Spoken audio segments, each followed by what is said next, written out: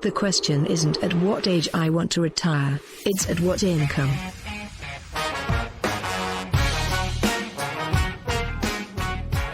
Welcome back. You're listening to the Keeping Your Money Show. Is your 401k okay? You can have Jamie Westenbarger professionally manage your company retirement plan. Through an exclusive relationship, your 401k, 403b, or other retirement plan can be professionally managed right where it's at. Call Jamie right now at 888-98-MONEY to set up your appointment to learn more about this amazing new program. And now, here are your hosts, Jamie Westenbarger and Bart Steinler. All right, welcome back to the Keep Your Money Show. I'm Jamie Westenbarger, joined as always by Bart Steinler. If you're just tuning in, we have been discussing the benefits of maybe switching to an online bank. You know, I will say one thing with that, too. There is a distinct difference between a community bank or credit union and a national or regional bank, too.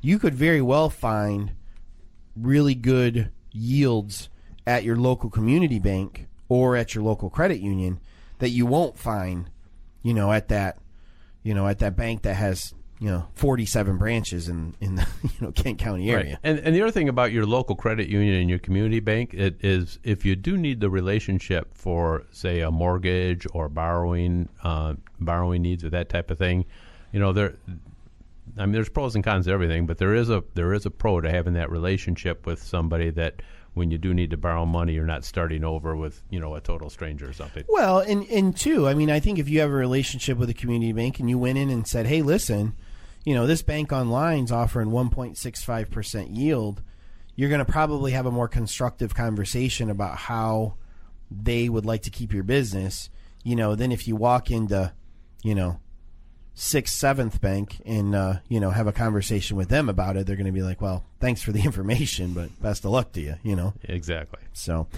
less flexible. So now is the time of year when everyone is looking at doing renovations. We've cleaned out the garage. We need a bigger closet, whatever. I thought this was interesting. Blog off the internet. It was talking about 8 costly home renovations that actually could hurt your property value when it comes to putting money in. The last thing you want to do is drop $30,000 in just to hurt your value. And the one that I saw that really jumped out at me as interesting that I had kind of actually noticed myself was losing bedrooms to gain size. We actually did the opposite of this when we first bought our home. We had a loft, and the loft had a closet, and the way it was designed, we had a construction company come in, and we determined we could turn the loft into a bedroom quite easily. Right. And so we took the half walls, turned them into whole walls, and put a door in, and whammo, you got a bedroom, right? And for really a pretty reasonable cost to us, when it came time to refinance our house, we got it appraised and were shocked by how much value it had added to the home because of the simple fact that when it comes to appraisal or when it comes to looking for comps when you're going to buy a home, the first thing they do is how many bedrooms does it have?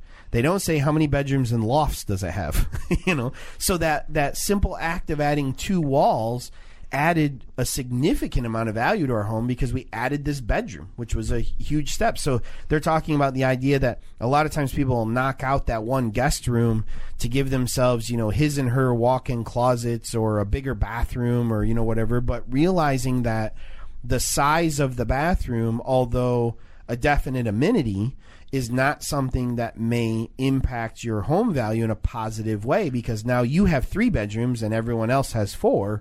It may really hurt you. Right. And you think about it too.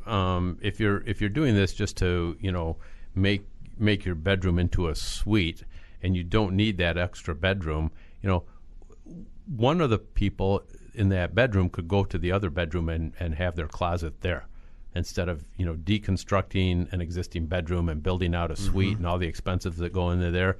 Just use a little common sense when you're looking at these things. Yep. And another one they talked about too was putting a box on top of your house. And I've seen this happen a few times where if you're up north, that's also called when you put a trailer next to a trailer and put a roof over the top of it. That's right. the same thing. Doesn't work as well. But I know of a specific case where somebody did this and they wanted to expand their house and add bedrooms, so they built out the upper level to accommodate their enormous family.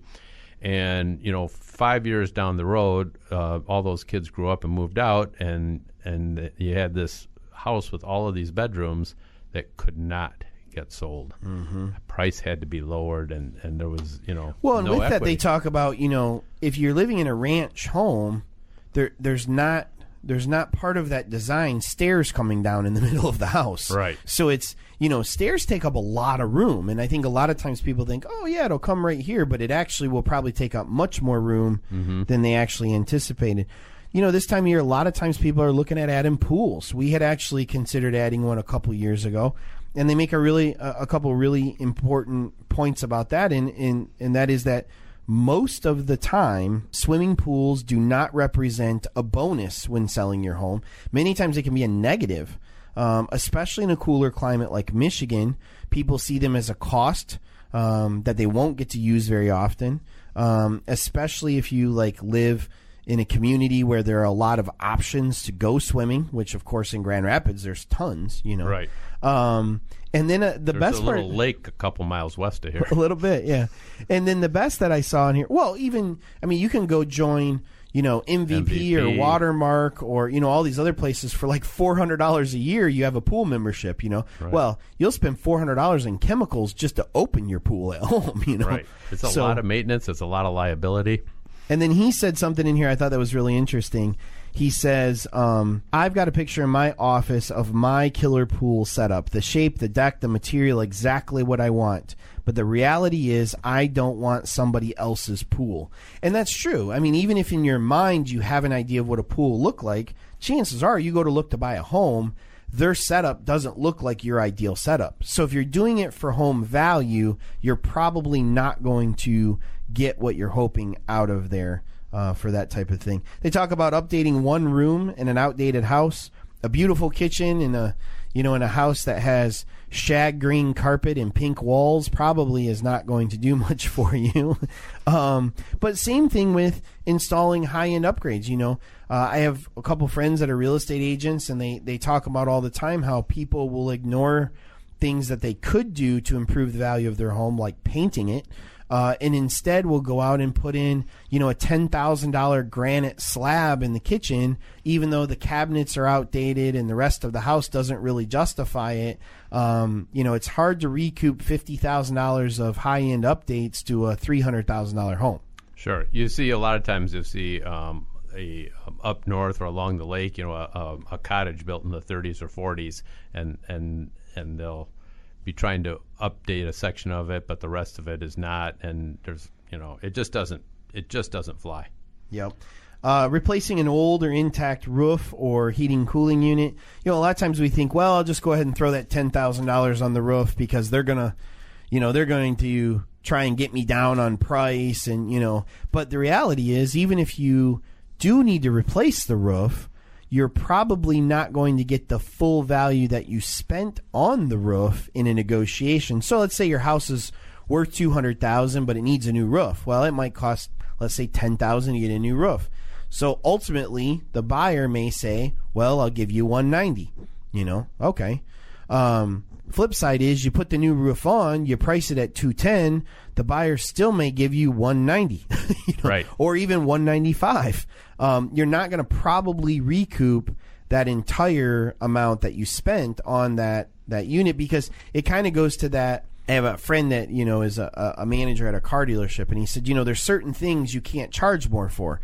And those are the things that everyone expects to be on the vehicle in the first place. You can't highlight the fact that the car has 4 doors because that's kind of expected, Well, same thing with a house, you can't get too excited about the roof not leaking because it shouldn't leak, so. Yeah. And when these things come up and it's part of a negotiation, you have a chance to split the cost of the repairs with the prospective buyer. If you go ahead and pay those repairs up front, your ability to negotiate on the cost of those repairs is done. You already bought them. Yep, absolutely.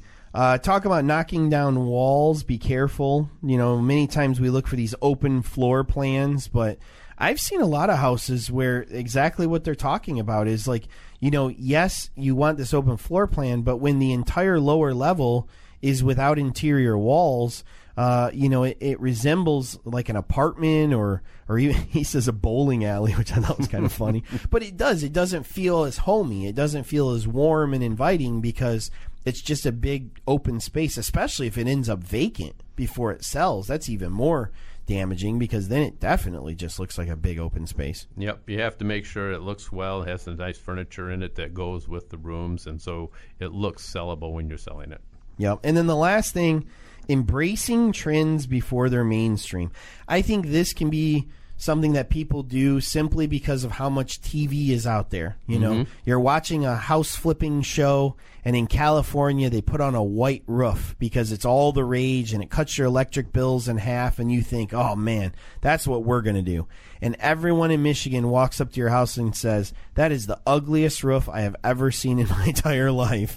And it becomes a negative factor to your home instead of the positive factor that you thought it was going to be. Sure. I know one case in particular, a family dropped a bunch of money into a gourmet kitchen, beautiful landscape patio, everything. I mean, they just did a wonderful job on an older home. And then they got a job transfer. And all of a sudden they're living out in California. I don't know if they recouped all those things or not. I kind of doubt it, though. Yeah. I mean, those are the types of projects. If you're doing something that you really like, great, go for it. Yeah. But if you're doing it thinking that next year when you sell, you're going to get back everything you paid.